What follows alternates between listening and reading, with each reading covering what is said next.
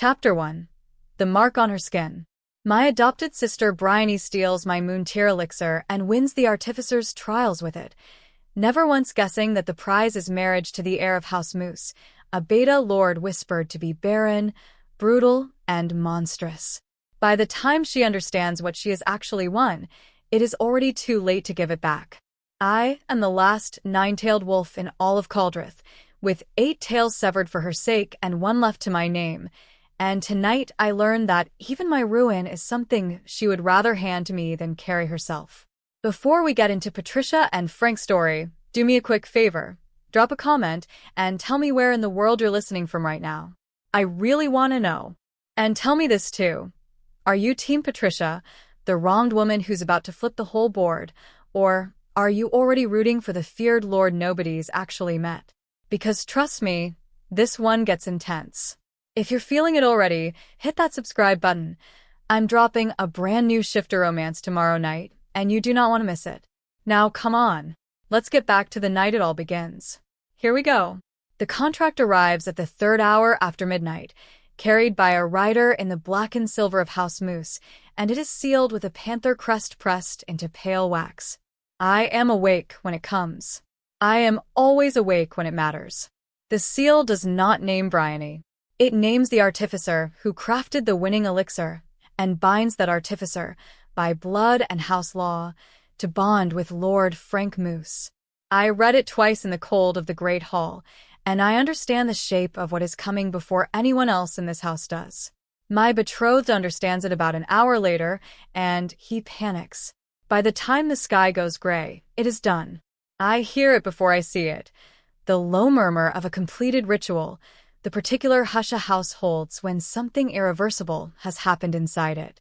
Bryony finds me at the foot of the stairs, and she is glowing, lit from within with triumph, and she turns and lifts the hem of her gown just enough to show me the small of her back. A silver wolf mating mark sits there, fresh, faintly luminous. "Lyle belongs to me now," she says, in that syrup voice that everyone else hears as sweetness, and I have long since learned to hear as a blade going in slow. "His mark is on my skin. Whatever will you do, sister?" I say nothing. Saying nothing has become my whole art.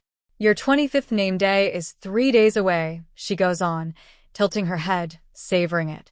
"And you know what the decree means. No bond, no house claim, and the Crown Council assigns you to one of those borderland brutes. You know the kind of men they are." She presses a hand to her chest, as if the thought wounds her. "I'd never wish it on you. But you should have bonded years ago, Patricia. You really only have yourself to blame." She is wrong. She thinks I have 2 paths, the conscription or the begging. She has forgotten the third, because it is the one no one in their right mind would choose, which is exactly why it is mine. She has handed the contract back. House Moose still wants the artificer, who made that elixir. And the artificer is not Bryony. The artificer has never been Bryony. I let her have her moment. I let her sweep up the stairs, trailing rose oil thick enough to burn my throat.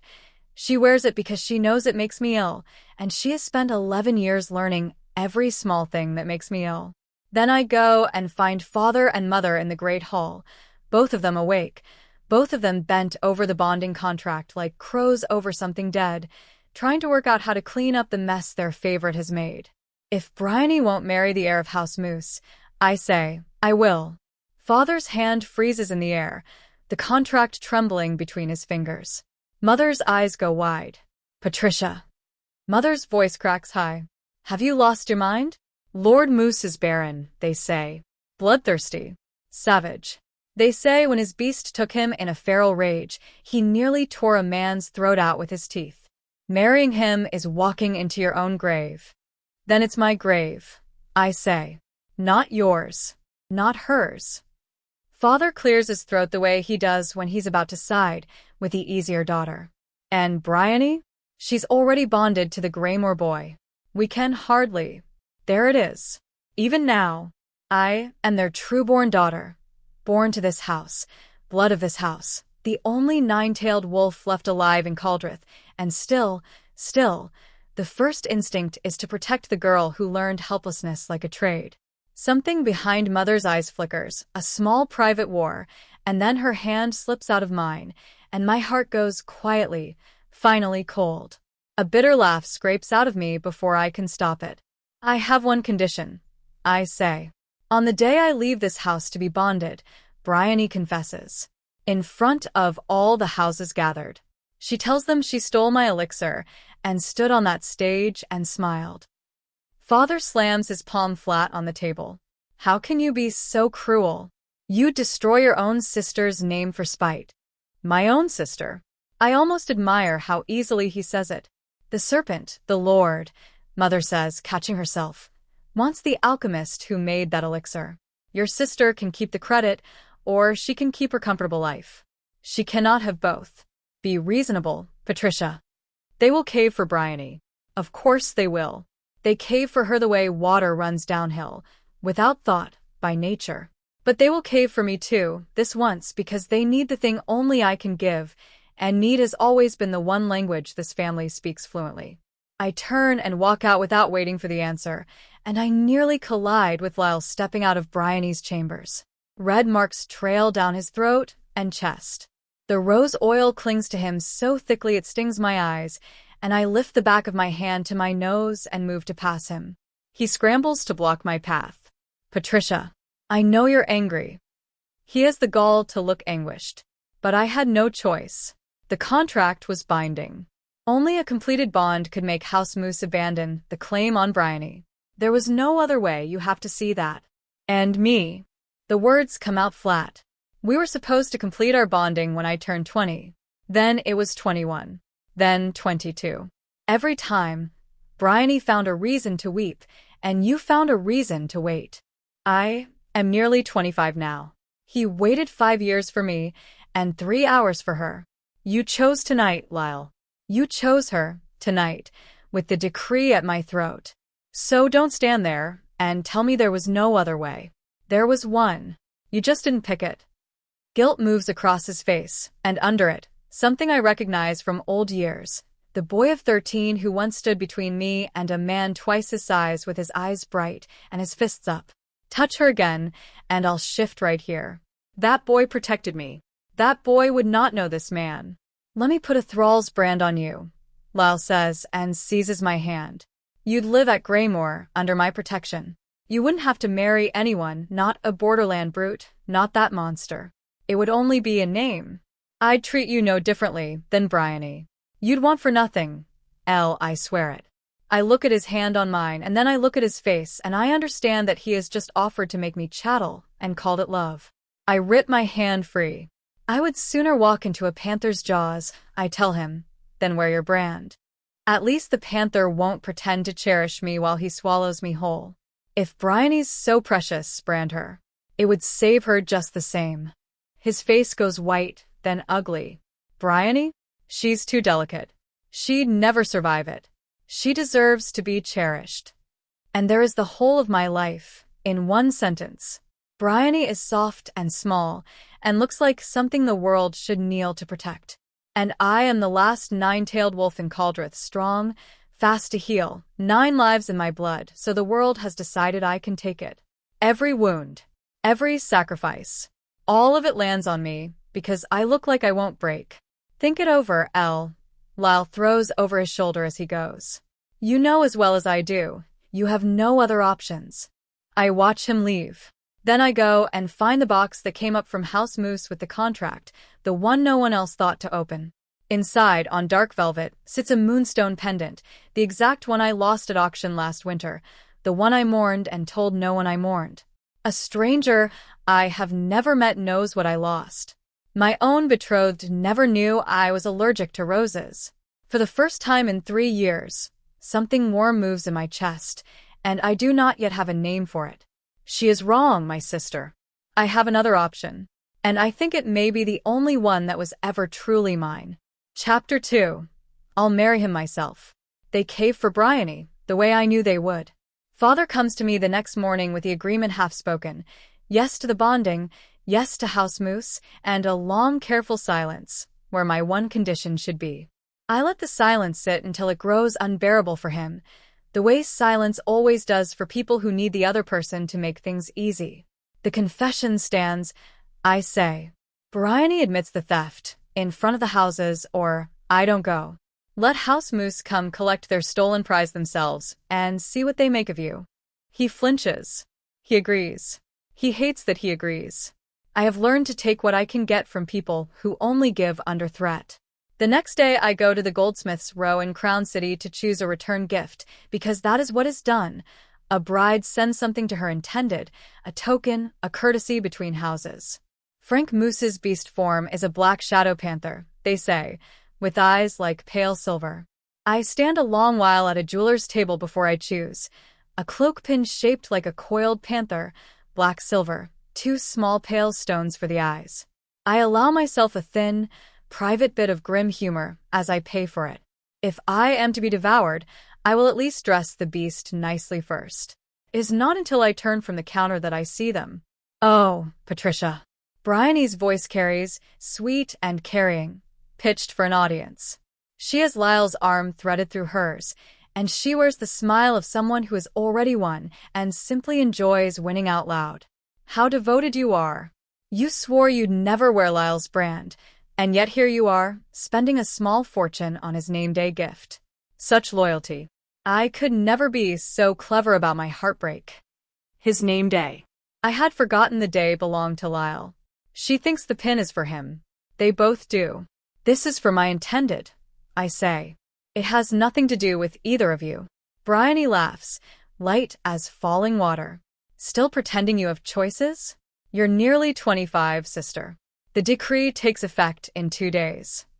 She leans in, and the sweetness drops out of her voice the way it always does when no one important is close enough to hear. Stop performing. Bend the knee while there's still a knee worth bending. Push me, and I won't even offer you the brand.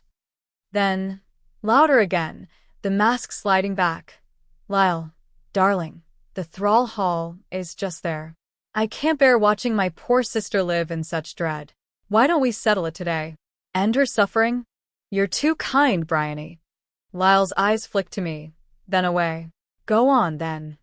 The thrall hall sits at the edge of the goldsmith's row, squat and black, and inside it the central branding forge burns with a flame that is never allowed to die.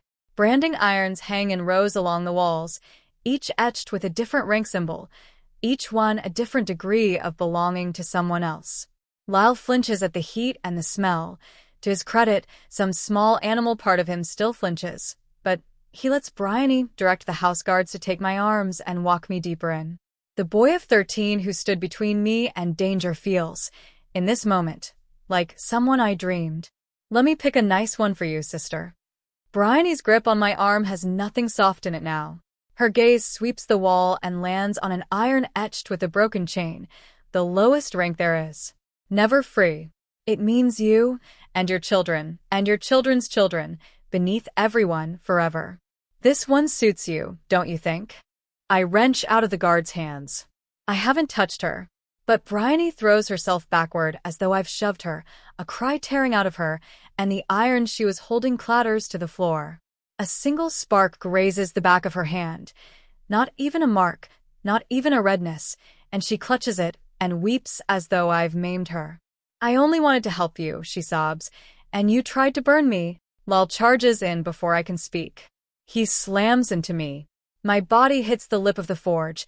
My palm comes down flat against scorching metal, and pain crashes over me in a white wave so total I cannot breathe. I tear my hand free, and a second pain explodes across my face. His open palm, full force. The crack of it rings off every iron on every wall. How could you, he is shouting at me. She begged me to spare you. And this is how you repay her? Apologize to Bryony. Now. Lyle. My voice comes out small and raw, and I despise the smallness of it. My hand. I look down, and the breath goes out of me for a different reason. The cloak draped over Bryony's shoulders. Pale silver-white fur, 8 separate plumes of it, sewn into a collar fine enough for a queen. 8 of my tails. Before all of this, before the trials, before the contract, Bryony engineered crisis after crisis. She would cut her own skin, fake a collapse, perform dying so convincingly that everyone believed only my life force could pull her back. And I am a 9-tailed wolf. Each tale holds one life. Under Lyle's tears and my parents pleading, for the family, for your sister, you're the only one who can, I severed 8 tales and poured 8 lives into her. 8 lives. It was never enough. Now 8 of them hang sewn across her shoulders as winter fashion, and I am being asked to apologize for a spark that left no mark. I did nothing wrong, I say. My voice steadies. And I will not apologize. Lyle's pupils contract. My defiance cuts somewhere he didn't armor. How dare? Lower your hand. The voice comes from the doorway, quiet, and it stops the entire hall. He is masked, a panther's face worked in black and silver, and through the narrow slits I catch a pair of pale silver eyes with vertical pupils, faintly luminous, beast eyes, the like of the stones on the pin I bought this very morning. He does not raise his voice again. He does not need to. The guards step back from me, as if a cold front has moved through the room. I never see him cross the floor. One moment he is in the doorway. The next his hand is at the small of my back, steadying me, and the cold of his touch is shocking against the burn of the forge, not unpleasant, a clean cool, like river stone. He guides me out into a small courtyard off the hall and sets me on a stone bench, and before I can find a single word, he has gone around the corner. I look down. A small jar of pale salve sits in my scorched palm. I never felt him place it there. I smooth a little onto the burn. The pain recedes at once, then keeps receding, the blistered skin smoothing under my eyes faster than even my own healing should manage. Whoever he is, his craft is better than mine, and mine is the best in Caldreth. Across the street, Lyle is already tending Bryony, smoothing her wind-blown hair, murmuring comfort to the woman who staged the whole performance, and a cold, clean smile pulls at my mouth. I reach to my waist, where the bonding ring has hung for 5 years. The one I plan to return to him, someday, gently, the way one returns a thing that was once meant kindly. I rise from the bench. I walk to the edge of the city wall, where the river churns gray and fast below. And without one moment's hesitation, I throw the ring into the water and watch it vanish. When I get home, another box from House Moose is waiting. No contract this time, just the box. Inside, a fresh jar of the same salve, larger, and a folded note in a hand I don't know. For the hand. It should not have been burned. FM. He knew about my hand. The bonding only sealed today. He should not yet know a thing about me, let alone what happened in a thrall hall an hour ago. And yet he knows about the pendant I lost. He knows about my hand. For the second time, that warmth moves in my chest, and for the second time I refuse to name it because I have learned what it costs to want things in this house. But I press the note flat with my healed palm, and I do not throw it in the river. In 2 days, I will marry a man the whole realm calls a monster. I find that I am no longer afraid of the monster. I am only afraid of how badly I want the note to be true. Chapter 3. The Gown and the Throne. 2 days pass quickly when you are counting down to the rest of your life. I spend them at my work table because the work is the one thing in this house that has never lied to me. I check my vials, I label my tinctures, I pack the small leather roll of elixirs I will not leave behind, and I prepare my own dowry because no one else will. I lay it out piece by piece on the long table in my chamber. The rare reagents I gathered myself over years, the silver instruments, the bound notebooks of formulae that are worth more than this whole estate and that not one person under this roof has ever bothered to understand. On the morning of my name day, I put on the bonding gown sent up from House Moose. It is the most beautiful thing I have ever touched. Black silk worked with silver thread in a pattern of coiled vines, cut for me precisely, as though someone measured me in a dream. I stand in the middle of my own dowry in a gown made by a stranger's exact attention, and I think he keeps getting it right. The pendant, the salve, the gown. Every single thing he sends fits a woman he has supposedly never met. Father and mother come in while I am fastening the moonstone pendant at my throat. They shuffle. They will not meet my eyes. And then mother says it, in the small, careful voice she uses when she is about to ask me to bleed for the family again. Patricia, we've been thinking. The confession, perhaps Bryony needn't do it publicly. Perhaps we could call the whole matter a misunderstanding. Spare the poor girl some shame in front of the houses. Her hand finds my sleeve. For the honor of House Watts, child. Surely, you can give us that much. I look down at the dowry I packed with my own hands. Every reagent. Every notebook.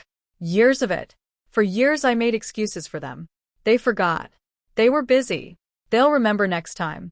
They did not remember a single piece of dowry for their own trueborn daughter. But they remembered to climb the stairs this morning, on her wedding day, to beg one more sacrifice out of her for the sake of the girl they pulled off a roadside 11 years ago. The last small illusion I held about them goes quietly out, like a candle pinched between two fingers. No, I say. Mother's mouth opens. And if you press me again, I go on, fastening the last clasp. I won't go through with the bonding at all. Then House Moose can come and ask House Watts directly why their contracted bride changed her mind. Let's see how they take it. Shall we find out together? You wouldn't dare. A commotion rises from the great hall below before she can finish the threat. I leave them standing in the wreckage of their own bargaining and go down to see what fresh thing has come to ruin my morning. Lyle is sprawled in the high seat at the head of the great hall, father's seat, as though it is a throne and he was born to it. A branding iron glows red-orange in his hand, freshly drawn from a brazier his men must have hauled in. Graymore retainers line the walls of my house, and my father's guards stand by and let them. Patricia. Lyle smiles when he sees me, slow and pleased. The conscription decree takes effect within the hour. But since you've come down on your own, this is perfect. You know the right for a thrall. Before the brand comes the renunciation. Kneel. Kiss Bryony's hand. Renounce your freedom in front of everyone in this hall, and I'll take you home to Graymore under my protection. Spare yourself the borderlands. It's mercy, Elle. It's the most anyone's offered you. His gaze drops to my gown, and for half a heartbeat it snags there, and his brow furrows. Why are you dressed like that? The smile curdles. You think a gown makes you a bride? Take it off. You're embarrassing yourself. I hold his stare. I have spent 24 years learning to hold stares. I'm completing my bonding today, Lyle. My voice is perfectly even. To someone who actually wants me, you're not invited. Something flickers across his face, and then the benefactor's mask slides back over it, the wounded, generous look he wears like armor. Every second you waste, I add an hour to the time you'll spend on your knees. Don't make me have you help down. He lifts his chin at his men. If she won't kneel on her own. The Graymore retainers step out from every corner of the hall into full view, and they reach for me. Hands close around my arms, around the silver vines of my bonding gown, and begin to force me toward the floor. No. I twist against them. Lyle, I told you. Today is my bonding. I'd like to see anyone in this hall try to make my wife kneel. The hall freezes. The voice comes from the great doors, low and unhurried and edged in frost, and every head in the room turns toward it at once. The Graymore men's hands go slack on my arms. A tall figure stands in the open doorway, framed against the morning light, black and silver finery, a panther-shaped cloak pin glinting at his collar, pale stone eyes, the very pin I bought 2 days ago and sent ahead as my return gift, worn now at his own throat. Above the collar, a mask, a panther's face in black and silver. And above the mask, 2 eyes I have seen once before, in a thrall hall, through a haze of pain, pale silver, faintly luminous, fixed on Lyle with the flat patience of a predator that has already decided how this ends. Lyle's gaze climbs from the cloak pin to the mask to the man, and the branding iron slips from his fingers and rings against the stone floor. You, his voice has gone thin. You're the heir of House Moose? That can't be. The contract was for Bryony. She's already bonded to me. Why are you here? The masked man crosses the hall. He does not hurry. The Graymore retainers fall back from his path without being told, the way the guards in the thrall hall fell back, the way cold air moves a room. He stops in front of me, and he reaches up and he peels the mask away. The face beneath it is one Caldreth has never been shown, The heir of House Moose has gone masked in public since he came of age, and the rumors filled the empty space with horror. Barren. Brutal. A monster who tore out throats. He is none of it. Sharp, striking features, a faint old scar at the jaw, and those pale eyes that are not cruel at all when they land on me. That soften, in fact, in a way I do not understand and have not earned. He extends his hand toward me, palm up. Gently. An offer, not a command. I place my burned and healed hand in his. Our fingers lace tight. The cool of his skin is the same clean river cold I felt in the courtyard, and something in me steadies the instant we touch, the way a struck bell finally stops ringing. The corner of his mouth lifts. When he speaks, it is to Lyle, but his eyes stay on me. I never said I wanted Bryony, Frank Moose says, unhurried, every word landing like a stone dropped down a well. It was always Patricia.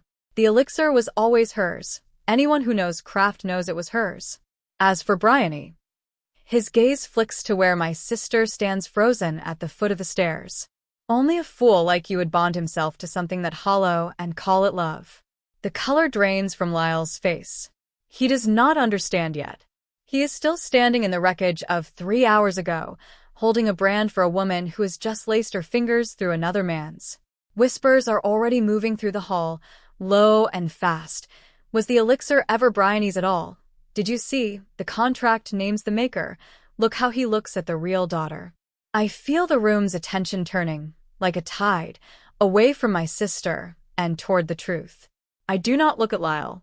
I look at my parents, white-faced at the foot of the stairs, and I keep my voice clear enough for the whole hall to hear. Father. Mother. The moonstone is warm at my throat. Don't forget what you promised me. Chapter 4. The Truth Circle.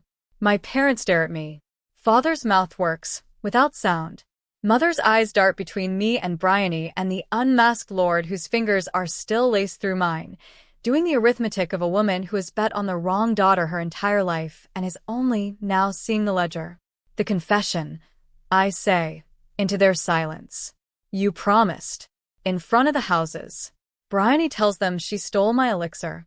Mother leans toward Bryony and murmurs something low and urgent in her ear. Deny it. Hold the line.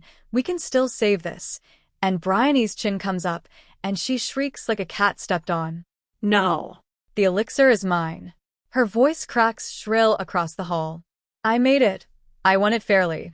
And if the Lord of House Moose wants to start trouble over a trial he wasn't even at, that's his problem, not mine. I'm bonded now. Whatever happens to House Watts is no longer my concern. She says it loud, in front of every House representative who has crowded in from the courtyard to see what the commotion is. Whatever happens to House Watts is no longer my concern. And I watch my father and mother hear it, watch it land on them. Watch the faces of two people who gave this girl their name and their fortune and their true-born daughter's blood, as they finally understand what she actually is. A cold laugh escapes me before I can stop it. Bryony has always been exactly this person. They were simply too in love with their own kindness to see it. Frank says nothing for a moment. Then he clicks his tongue once, softly, almost bored, and lifts his free hand. Light pours up through the seams of the stone floor. Ancient runes blaze to life across the great hall, tracing themselves outward in lines of pale silver fire until they close into a perfect circle directly beneath Bryony's feet. The whole room flinches back from it. I have read of these and never seen one, a truth circle, the old binding magic, the kind only the highest houses are permitted to raise. Frank Moose raised it with one hand and no ceremony, the way another man might light a candle. This lady insists the elixir is hers, he says, and now his voice carries the full cold weight of his house behind it. Then she has nothing to fear. Step forward. Speak the words inside the circle, and the runes will confirm them. It's a small thing, to prove what's true. Every drop of blood leaves Bryony's face. She stumbles back half a step, and the circle's edge stops her like a wall. She can refuse, but in Caldreth, refusing a truth trial is a confession in everything but name, and she knows it, and the hall knows it, and the knowing moves through the crowd like a held breath about to break. Her face crumples into helplessness, the expression that has served her for 11 years, the one that has always worked. Tears spill. She turns it on the room, on the houses, on me. It does not work. Not on a truth circle. Not anymore. Frank's guards move her forward. She fights. She clamps her jaw. She digs in. She throws her whole body against the pull of it, and the runes only burn brighter and brighter until her arms begin to shake, and the words start to tear out of her throat like things being dragged out on hooks. Yes, yes, I stole it. The sound that comes out of her is barely a voice. I stole her elixir. I put my name on it. I stood on that stage and smiled while they applauded me. Is that what you want to hear? The hall erupts in a low roar and then goes silent again, because she is not finished. The circle will not let her be finished. She turns to Lyle, and her wet, contorted face splits into something between a sneer and a snarl. And you. The word is acid. Did you truly believe I loved you? You were the most obedient dog I ever held a leash. I said jump, you asked how high. I pointed at her tails, and you cut them off yourself. 8 times. I never had to lift a finger. You did it for me, weeping the whole while, telling her it was for the family. Lyle's whole body trembles. His temple pulses.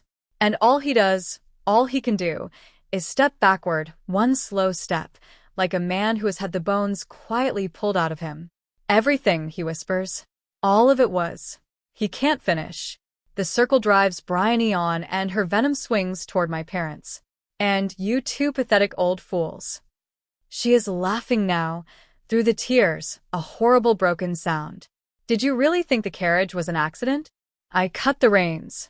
I sat up on that hill, and I cut them myself, and I watched the carriage go over the edge, and then I ran down screaming for help, and you thanked me.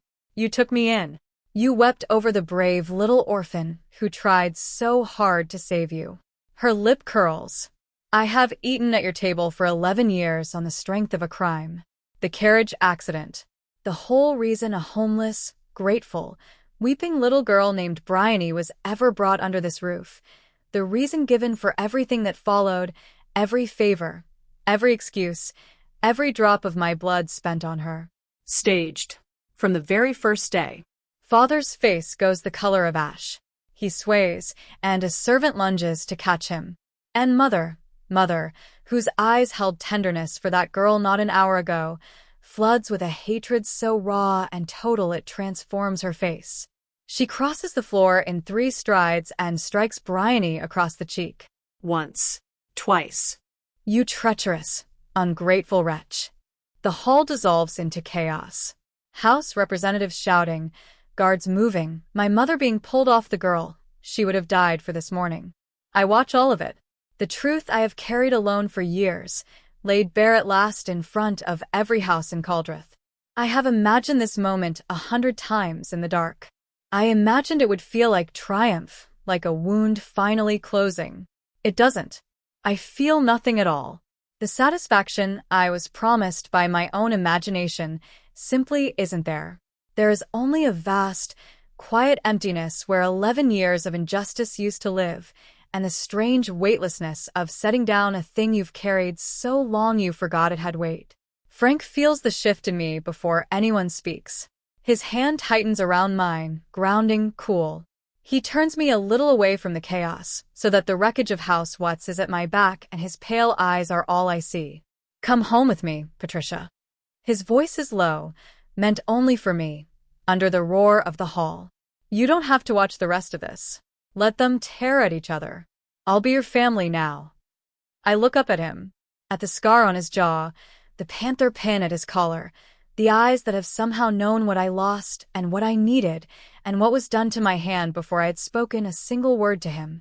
Okay, I say. It is a small word for the size of the thing it answers, but I mean it down to the bone. He leads me toward the great doors, through a hall that parts for us, and Lyle crashes through the crowd behind me, eyes wild and red-rimmed. I was wrong. Don't go with him, please. He claws toward me and moose guards close like a steel curtain between us. I see it now. It was always you. She deceived me. It wasn't my fault, His regret is not worth the dust on the threshold. My eyes drift, just once, to the faint white rabbit mark surfacing at his throat, the mating mark that sealed when his bond with Bryony took, binding him to her now, fully and forever. I think you two deserve each other, I tell him, and my voice is perfectly flat. May your bond hold for the rest of your lives. His face crumbles. I don't linger to watch it fall. I step out through the great doors of House Watts into the cold, bright morning, my hand in Frank Moose's, and I do not look back at the house that raised me. Behind us, somewhere in the chaos, I hear Lyle clawing at his own throat and screaming after the departing carriage that he will sever the bond, that he will break it, that he will come back for me. I climb into the carriage and pull the door shut on all of it. Chapter 5. The Fated Bond. Frank holds the bonding ceremony at Nighthold, his seat in the Western Reach, and he holds it grandly, every detail curated with a care that unsettles me, because I cannot work out how he knows the things he clearly knows. I am allergic to pollen. I have been my whole life. And I love flowers. I have always loved them, helplessly, the way you can love a thing that hurts you, and I have spent 24 years being told I was lying about the allergy to spite a sister who liked roses. So when I step into the great hall of Nighthold and find it blooming, wall to wall, with flowers, my chest seizes for half a breath before I understand. Crystal. Every bloom is crystal, spun by alchemists into petals and stamens so fine they catch the light like living things, lifelike down to the dew, and not one grain of pollen anywhere in the air. A hall full of flowers I can finally stand inside without going to my knees. I turn to ask him how he knew, and a wolf's howl tears through the walls of the castle. A servant hurries in, pale. My lord. A wolf in full feral shift is clawing at the iron gate. He won't be driven off. The guards have him caged, but I go still. A shifter does not trigger a full feral shift over an ordinary grief. It takes extremity, the body breaking past the mind. Lyle did not shift when the truth circle stripped Bryony bare in front of him. He did not shift when he learned every wound he ever caused me was for nothing. He shifted now, at the sound of my bonding. Once, I might have read that as proof he cared for me more than I knew. Now I only find it absurd. You don't get to lose your mind over a thing you threw in the river yourself. Leave him caged, Frank says, without heat. He clawed his way onto my land. He can wait there until he remembers how to be a man. His pale eyes find me, unless it troubles you. It doesn't, I say, and I am surprised to find it's true. Let's begin. We exchange the bonding vows before the gathered houses, in the hall of impossible flowers. And the moment his hand closes over mine, the moment the words are spoken and the rite takes, the mating marks ignite. A panther-shaped mark blazes silver across my palm. A nine-tailed wolf mark blooms to answering light on his shoulder, through his collar. And the light does not stop at the marks. It pours up our arms, spills out across the floor, floods the whole hall white, until every witness in the room is on their feet with their breath held. A fated bond. The destined contract. The old word for it is the true bond, the fated pair, and it has not been seen in Caldreth in 100 years. It cannot be arranged. It cannot be bought or forced or faked. It only is two souls the old magic decided on long before either of them was born. The whole hall knows what they're looking at. I see it move through the crowd like a wave. This was not a contract House Moose enforced. This was a thing that was always going to happen, and the contract merely caught up to it. I look at Frank through the fading light, and he is looking at me as though he has been waiting his whole life to be looked at back. After the ceremony, our carriage rolls toward the inner keep. As we pass through the outer gate, I glance through the window without meaning to. A massive silver-gray wolf crouches inside an iron cage at the wall, and for half a second, through the dark, through the bars, I think I see something bright slide down from one lupin eye and vanish into the fur. But the wolf can only crouch there, caged, and watch our carriage roll past and disappear down the road. I turn from the window and do not look again. The master chamber of Nighthold. Just the two of us. The crystal flowers have followed us here too, smaller, on the sills, catching the low fire. I study his face now, without the mask, without a hall full of witnesses, and heat climbs into my cheeks before I can stop it. "Every rumor about you," I say, "is wrong." He is unfastening the silver pins from my hair one by one, his fingers so careful they cannot possibly belong to a man the realm calls savage. "Which rumors?" "That you're savage. Monstrous." A breath. "Barren." A soft laugh moves through him, surprised out of him. Heat floods up his own neck, racing under the collar, and I find I have undone something in him just by saying it. "Patricia." His voice drops, low and rough. The pale eyes hold mine, and the vertical pupils widen a fraction, and I watch him take hold of himself, deliberate, controlled. "Look at me. We stop the moment you say stop. I have waited 7 years.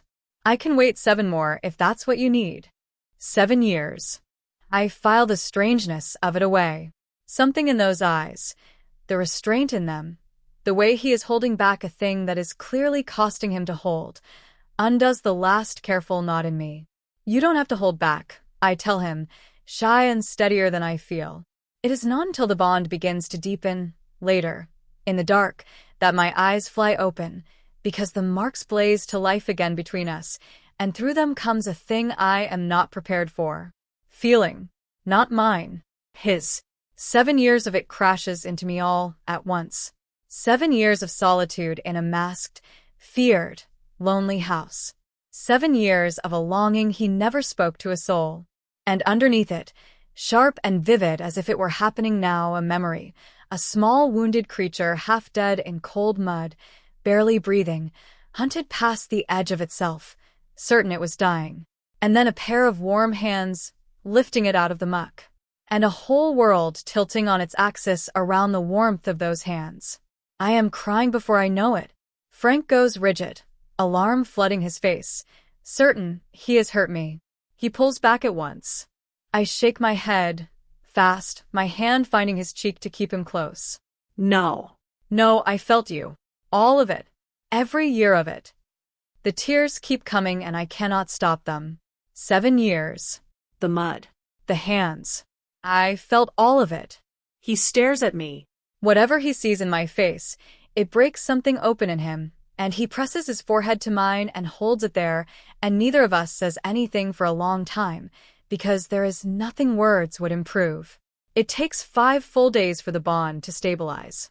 5 days in which I cannot keep my own shape under control. My ears prick up uninvited. My single remaining tail comes loose at the worst moments, the bond running so high and so new that my body forgets to be a woman's.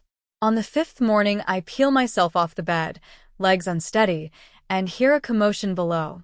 I push the window open and look down into the courtyard. Lyle is kneeling at the inner gate, released from the cage, returned to himself, and kneeling on the stones with an enormous armful of roses crushed against his chest.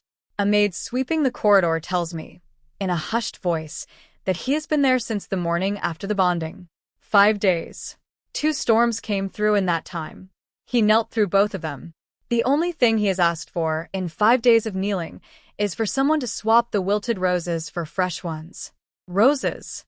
He has knelt at the gate of the man I am bonded to for 5 days, through 2 storms, holding the one flower in all the world that makes me ill, that has made me ill since I was a child, that I told him about, and told him about, and told him about, every single time he or Bryony pressed another bouquet into my arms and watched me break out in hives and decided I was lying. All I feel, looking down at his penance, is irritation. Who is this performance for? It is not for me. It has never once been for me. A body cooler than the morning air presses against my back. Frank's chin settles on my shoulder, and he follows my gaze down to the kneeling man and the wilting roses, and his brow creases. "He won't go away, will he?" he murmurs. At that exact moment, as though he feels me watching, Lyle looks up. The instant he sees my face in the window, something reignites behind his hollow eyes, and dies again the next second, because Frank tilts my chin gently toward him and gives me a long, slow kiss, and I do not resist. I lean into the cool of him. I wrap my hand around the back of his neck. Below, the roses spill from Lyle's hands and scatter across the stones, and he staggers to his feet, mouth opening to shout something, and nothing comes out. 5 days without water have taken his voice. I draw the curtain closed and turn back to my husband, to the marks still warm on our skin, to the strange new fullness of a bond that has flooded me with 7 years of someone else's love, and I do not give the man at the gate one more thought. Chapter 6. Roses and Steel. I expect Lyle to give up after the 5th day. He doesn't. He is at the gate the next morning, and the next, no longer kneeling in storms but engineering himself into my path with a patience that would be admirable if it weren't so revolting. And at last I cannot stand it, and I go down to face him myself. He has lost a great deal of weight. His robes hang off a frame they used to fit, and there are dark hollows under his eyes, and the bright, fierce boy of 13 is so far gone now I can no longer find his ghost in this man's face. The moment he sees me, he fumbles at his collar, yanking the fabric aside. I go still. The mark is gone. Where the white rabbit mating mark sat at his throat, there is a raw, mangled ruin, torn skin, half-healed, the wound carved deep enough that I can see he did not simply break the bond. He cut it out, flesh and all. The severing ritual is one of the most dangerous rites in Caldreth. It tears a sealed bond out of the soul itself. They say the pain rivals being flayed alive, and 3 in 10 who attempt it die on the ritual table. And even a successful severing leaves the mark because the mark goes down past skin into muscle and bone. To be rid of it completely, you have to cut away the meat that holds it. He cut away the meat. He sees me looking, and he mistakes my silence for softening, and his hollow face lights with terrible hope. He reaches into his robe and pulls out 2 severed pieces of fur and holds them up to me like offerings. A silver-gray wolf tail. A white rabbit tail. I'm sorry, Elle. His voice shakes. I was a monster. I understand now. I understand what I did to you. I severed my own tail, and hers, to atone for it. I cut the bond out of my own throat. Forgive me. Let me spend the rest of my life making it right. Nothing moves in me. Not a ripple. He has severed his tail and Bryony's and torn a bond out of his own flesh, and he holds the proof up to me as though pain were the same thing as love, as though suffering for me retroactively makes him a man who once saw me. And the only thought I have, looking at the 2 severed tails in his trembling hands, is a small cold one. Do mine grow back? They don't. A 9-tailed wolf's tails, once severed, never regenerate. Not ever. He cut off 1 tail to perform his sorrow. I lost 8, 1 life apiece, gone forever, made into a cloak and draped across the woman who staged every wound. His grief is reversible. He'll heal. His tale is a gesture. Mine were lives. Lyle. My voice is flat and even. If you truly want to make amends, then stop. Stop coming here. Stop performing your guilt at my gate and making it my burden to carry. I am bonded. We are happy. Leave. You're lying. His face contorts. You couldn't have. How could you bond yourself to him? To a monster. He spins and runs to the carriage at the gate and hauls out, of course, a bouquet of roses. Elle, look. I brought your favorites. I remembered. Before he can get within arm's reach of me, a boot kicks the bouquet clean out of his hands. Petals burst across the cobblestones in a white and red spray. Frank stands between us. I did not hear him come. I never do. His pale eyes have narrowed to thin vertical slits, the beast surfacing close beneath the skin, and when he speaks his voice is cold enough to frost the air.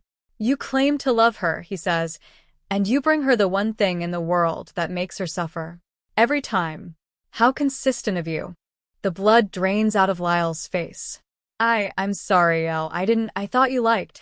He thought I liked roses. The one who likes roses has always been Bryony. And Bryony doesn't even care for them. She only ever loved watching the hives bloom across my skin. Every time she graciously regifted Lyle's bouquets to me, I told them, all of them, every single time, I am allergic to pollen. Father didn't believe me. Mother didn't believe me. Lyle didn't believe me. They decided, the 3 of them, that I was inventing an ailment out of spite.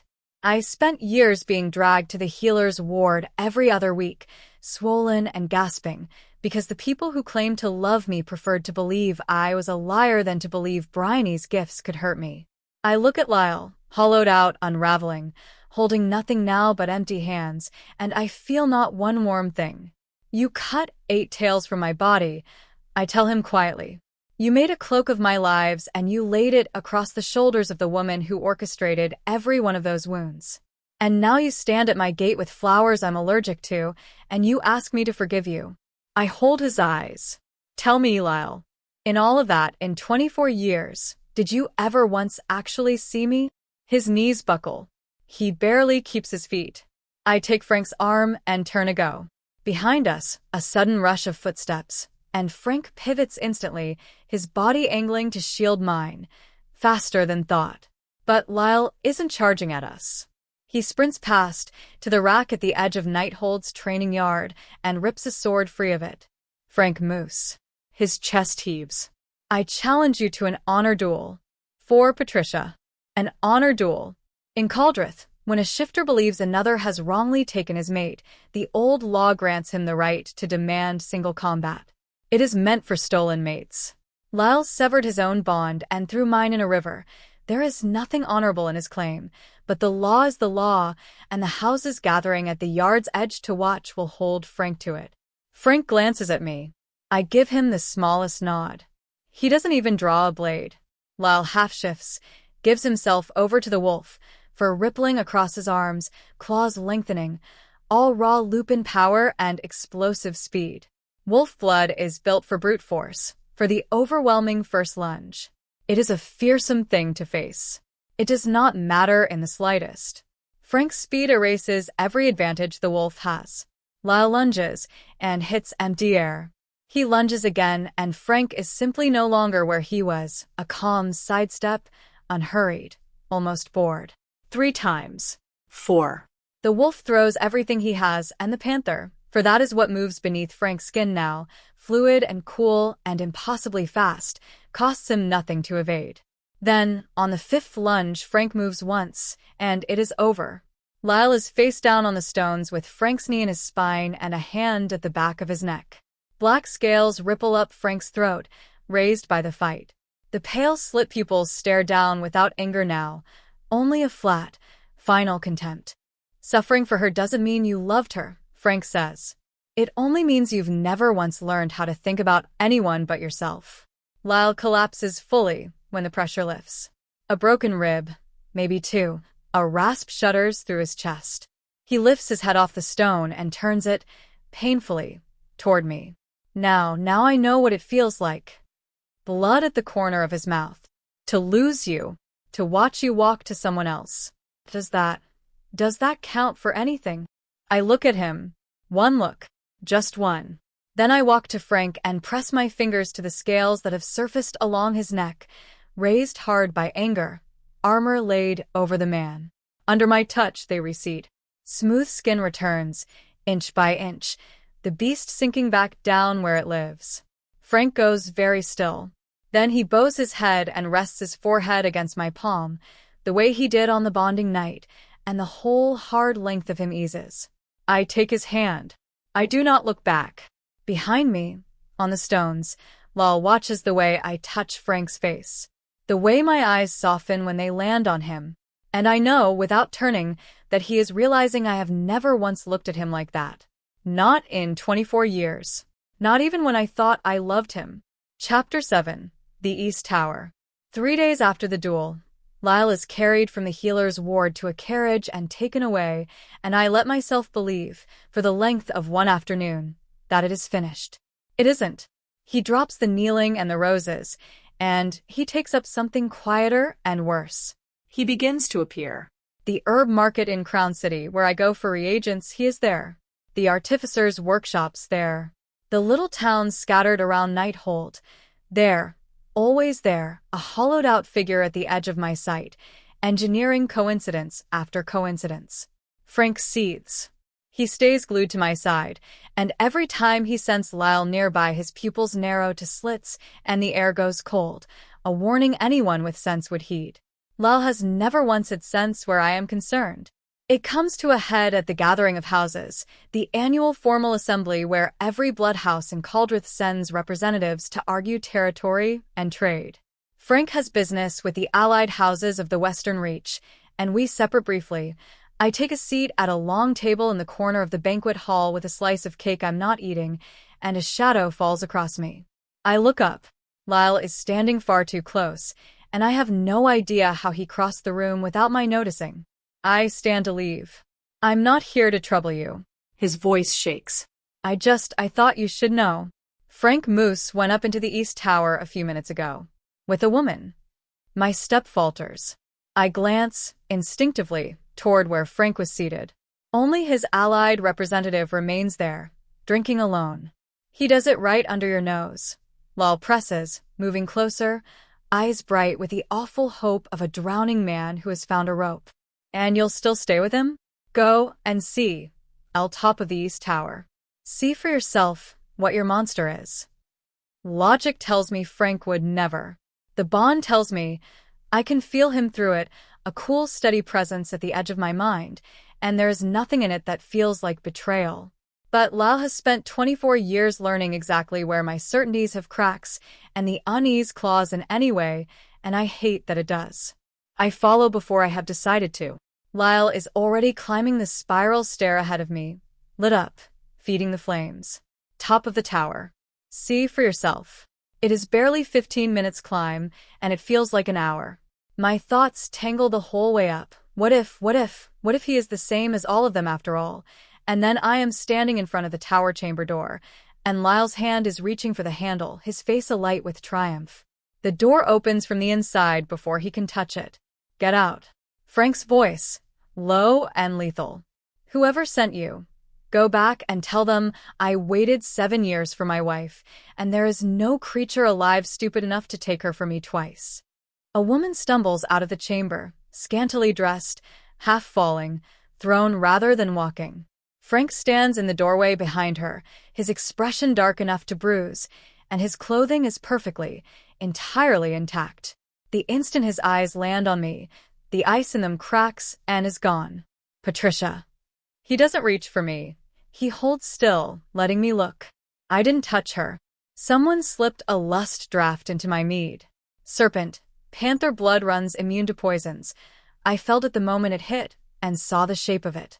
I played along to draw out whoever planted her. He pulls his collar open, baring his throat and shoulder, the nine-tailed wolf mark stark against his skin. You don't believe me? Look. There isn't a mark on me that isn't yours. I catch his hands before he can strip any further, and a laugh escapes me, startled out of me by the sheer earnestness of a feared lord bearing himself in a corridor to prove his fidelity. I believe you, I tell him. Keep your clothes on. We're in a hallway. I turn the full weight of my contempt on Lyle. Was that woman you're doing? My voice is flat. Did you plan her, then run to fetch me up here so I'd find it? You disgust me. It wasn't me. His face has gone white. Elle, how could you think I'd never? I don't bother answering. Whether it was him or some other enemy of House Moose hardly matters anymore. The answer changes nothing about what he is. Frank notifies the gathering's organizers, who will deal with the planted seductress and trace whoever paid her, and he takes my arm to leave. Lal trails us to the head of the stair, mouth opening and closing, still scrambling for the words that will turn this back around. The banquet doors at the foot of the tower explode inward. A filthy, disheveled figure barrels through the crowd of House representatives and hurls herself bodily into Lyle's arms. Lyle. I'm carrying your child. You can't throw me away, you can't. I look closer. It is Bryony.